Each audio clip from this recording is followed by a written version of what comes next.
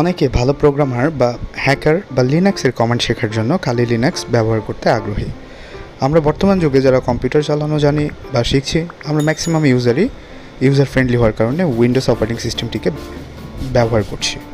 উইন্ডোজে use to হয়ে যাওয়ায় হঠাৎ করে কালি লিনাক্সে শিফট করতে অনেকে ভয় পাচ্ছি আমরা। এবং আমরা অনেকেই জানি উইন্ডোজ অপারেটিং সিস্টেমের মধ্যে কালি লিনাক্স চালানো প্রায় অনিশ্চিত একটি কাজ হতে পারে। কিন্তু আপনি চিন্তিত না হয়ে এই ভিডিওটির মাধ্যমে দেখতে থাকুন ধাপে ধাপে কীভাবে উইন্ডোজের মধ্যে কালি লিনাক্স ইনস্টল করা যায়। এটি হতে পারে আপনার জন্য মাইক্রোসফট উইন্ডোজ অপারেটিং সিস্টেমে কালি লিনাক্স ব্যবহার করার জন্য একটি সহজ পাঠ। তবে অবশ্যই একটি পরামর্শ থাকবে, নির্দেশিকাটা ব্যবহার করার আগে আপনার কম্পিউটারে সম্পূর্ণ ব্যাকআপ নিশ্চিত করুন। আর এই পুরো ভিডিওটি জুড়ে আমি আপনাদের সাথে থাকছি মোহাম্মদ জুনাইদ সাফাত। চ্যানেলে নতুন হয়ে থাকলে অবশ্যই চ্যানেলটি সাবস্ক্রাইব করবেন। তবে চলুন আর দেরি না করে শুরু করা যাক কীভাবে উইন্ডোজ অপারেটিং সিস্টেমের মধ্যে কালি লিনাক্স ইনস্টল করা যায় খুব সহজেই।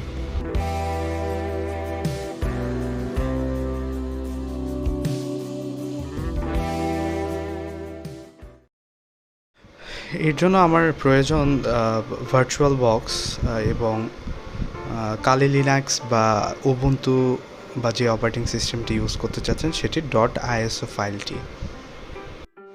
এগুলোর জন্য আমরা গুগল সার্চ করতে পারি, যেমন ভার্চুয়াল বক্সের জন্য ডাউনলোড ভার্চুয়াল বক্স লিখে গুগল সার্চ করলে এরকম ওরাকলের অফিসিয়াল ওয়েবসাইটে আপনাকে নিয়ে যাবে। তো নিয়ে যাওয়ার পর এখানে ভার্চুয়াল বক্সের লেটেস্ট আপাতত যেটি রয়েছে সেটি হচ্ছে 7.0.10। তবে এটা ইউজ করার জন্য আপনাকে অবশ্যই ভিজুয়াল স্টুডিও C++ 2019 ভার্সনটি আপনার পিসিতে ইনস্টল থাকতে হবে।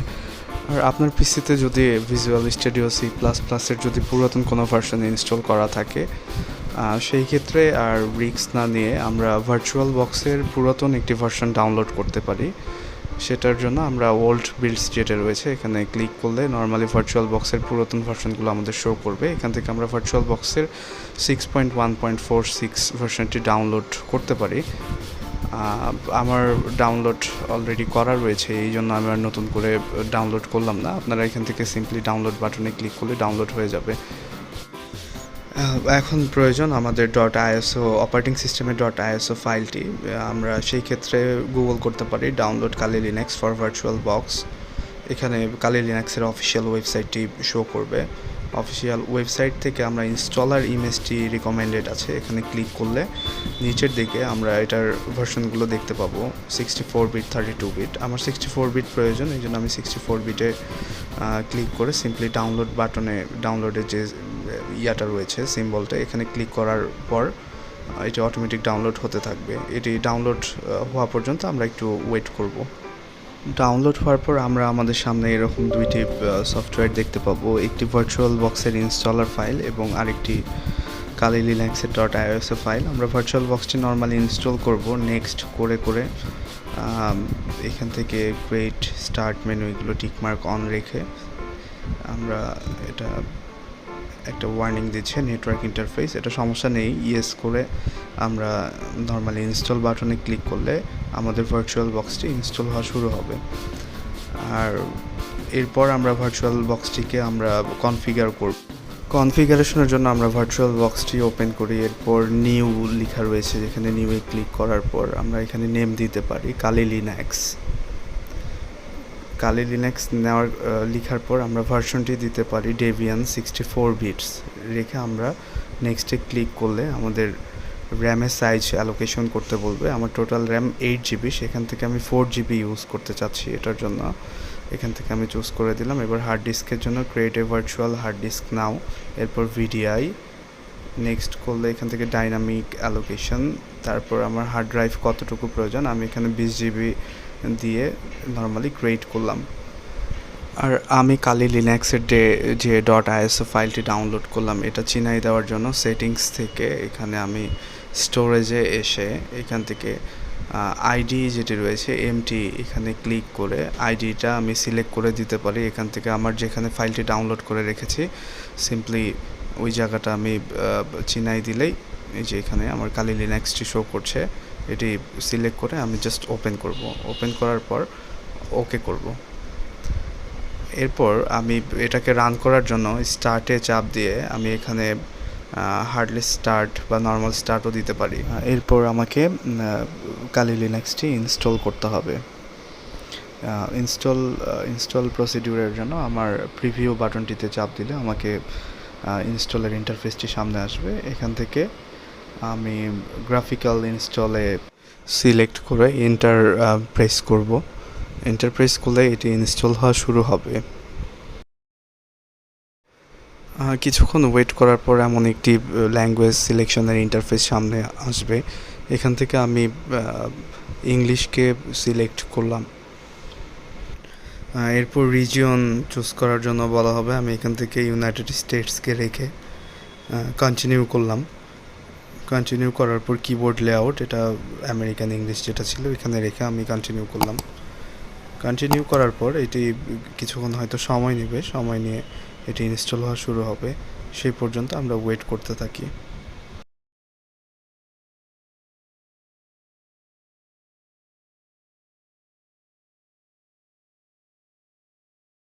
এরপর নেটওয়ার্ক কনফিগারেশনের জন্য বলা হবে। এখানে হোস্ট নেম বাই ডিফল্ট কালি আছে, তো আমি এটাকে চেঞ্জ না করে কালি রেখে সিম্পলি কন্টিনিউ বাটনে ক্লিক করলাম। এখান থেকে ডোমেইন নেম দিতে বলবে, আমি এটাকে ফাঁকা রেখে কন্টিনিউ করলাম। এরপর আমার নিউ ইউজারের জন্য একটা নেম দিতে বলবে, এখানে আমি আমার নামটি টাইপ করলাম, করে কন্টিনিউ দিলাম।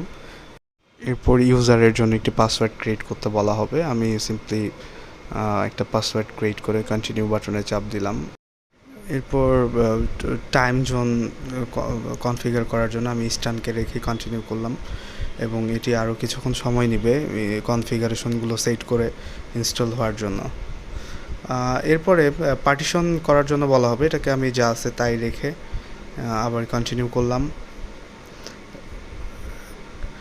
কন্টিনিউ করার পর এরকম আরেকটি অপশন সামনে আসবে আমার। এখান থেকে আমি সিম্পলি যা আছে তাই রেখে finish partition and write change to ডিস্কে রেখে এটাকে আবার কন্টিনিউ করলাম।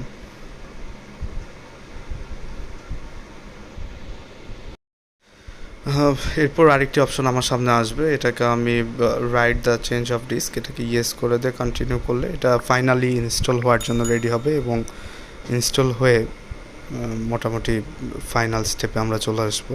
সে পর্যন্ত ওয়েট করি।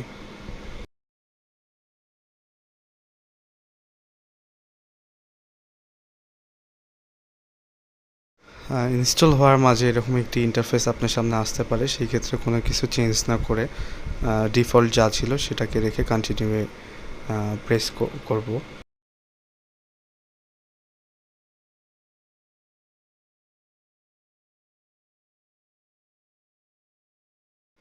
এরপরে আরেকটি অপশন সিলেকশনের জন্য বলা হবে install the group boot loader to your primary drive. এটাকে আমি সিম্পলি ইয়েস করে দিয়ে কন্টিনিউ করব।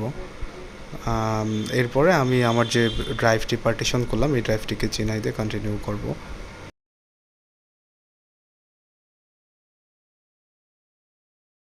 ফাইনালি ইনস্টল কমপ্লিট হয়ে গেলে আমাকে একটা রিবুটের জন্য বলা হবে। আমি এটাকে কন্টিনিউ বাটনে চাপ দিলে এটা একটি রিবুট নেবে এবং আমার কালি লিনাক্স অপারেটিং সিস্টেমটি রান করবে।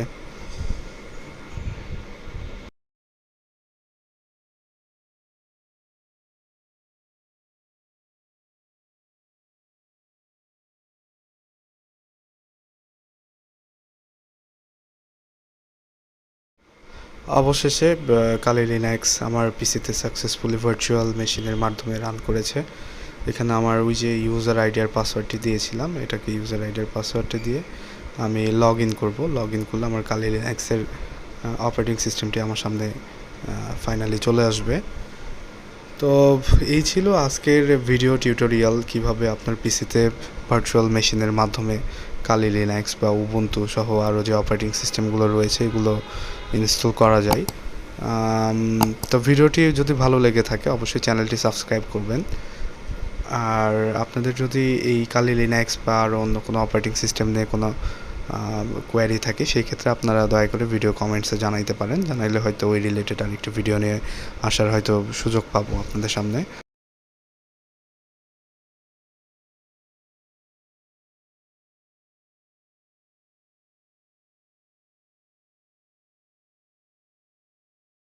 তো এই ছিল আজকে এই ভিডিও টিউটোরিয়াল, চলে আসছে ভিডিও শেষ পর্যায়ে। মোটামুটি এই ছিল কিভাবে ভার্চুয়াল মেশিনের মাধ্যমে আমরা পিসিতে আরেকটি সেকেন্ডারি অপারেটিং সিস্টেম ইনস্টল করতে পারি। তো আশা করছি আপনারা ভিডিওটি আপনাদের কাজে আসবে, আর দেখা হবে ইনশাল্লাহ আপনাদের সাথে পরবর্তী কোনো ভিডিওতে। সেই পর্যন্ত আপনাদের সুস্থতা কামনা করছি। ভালো থাকবেন সবাই, আর অবশ্যই চ্যানেলটি সাবস্ক্রাইব করতে ভুলবেন না। চ্যানেলে নতুন হয়ে থাকলে অবশ্যই চ্যানেলটি সাবস্ক্রাইব করবেন। ধন্যবাদ সাথে থাকার জন্য।